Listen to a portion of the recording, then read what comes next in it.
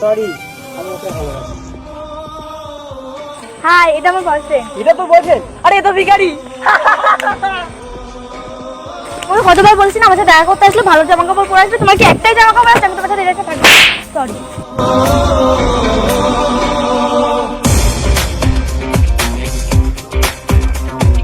না জানি চোখের জলে কি যে পেলি, হাত ছেড়ে মাঝ পথে চলে গেলি। যাও এটা পরে এসো। না জানি চোখের জলে কি যে পেলি, যাও এবার নায়নাকে প্রপোজ করে আসো, ও রাজি হয়ে যাবে। বিন সাজনা ক্যা জিনা, তাহলে সে কি ভুল ছিল আমার ও প্রিয়া।